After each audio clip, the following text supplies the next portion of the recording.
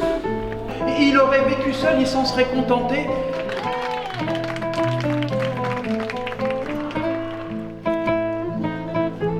Patrimoine en scène est un programme qui permet de faire se rencontrer des lieux patrimoniaux ou des sites patrimoniaux, qu'ils soient culturels ou naturels, avec le spectacle vivant. Il a dirigé le canon de son pistolet vers moi. Donc, et m'a indiqué la direction de la route d'un coup de menton.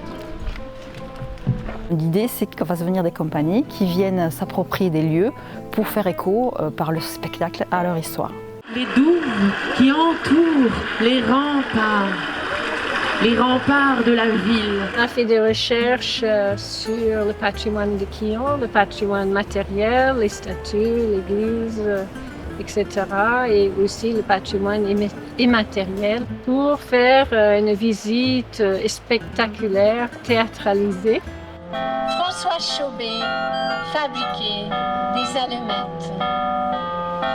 Mais un jour, l'État a pris le monopole sur le tabac. L'intérêt de créer comme ça sur mesure sur un site, c'est déjà de la découverte du lieu, son histoire, mais pas que l'histoire qu'on va trouver dans les livres, mais aussi on est beaucoup allé dans les cafés, chez le coiffeur, on a fait le tabac, on a rencontré l'arrière petite fille de l'allumetteur. Enfin, c'est un peu comme une enquête policière comme ça où on est sur place et on est à l'affût de toutes les histoires possibles, petites ou grandes, et qu'après on va pouvoir utiliser pour notre spectacle.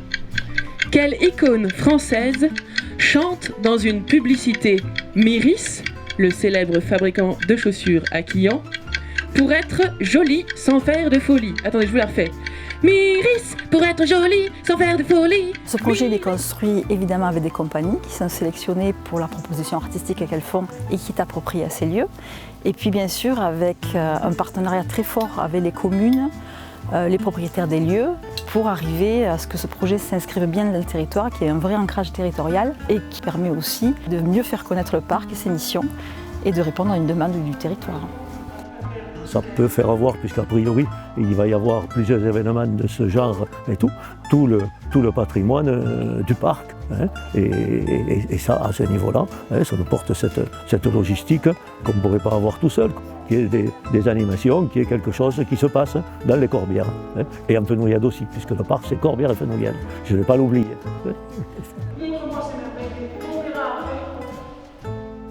Les plaines se couvrirent de vignes, arrachant au passage oliviers centenaires, amandiers, blés et fruitiers. Le patrimoine en scène, en fait, ça permet déjà de sensibiliser la population au patrimoine, à des patrimoines qui sont des fois peu mis en avant, surtout lorsqu'il s'agit de patrimoine un peu plus intimistes tels que les caves coopératives ou la chapellerie de Montazel ou peut-être d'autres lieux qu'on trouvera à mettre en valeur.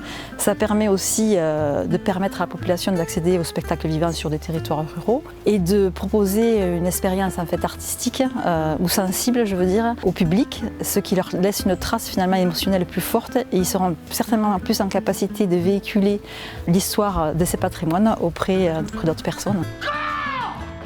On laisse un petit peu un marqueur émotionnel, j'ai envie de dire, qui va donner plus de force finalement au message transmis. Toi aussi, ça te va bien, hein?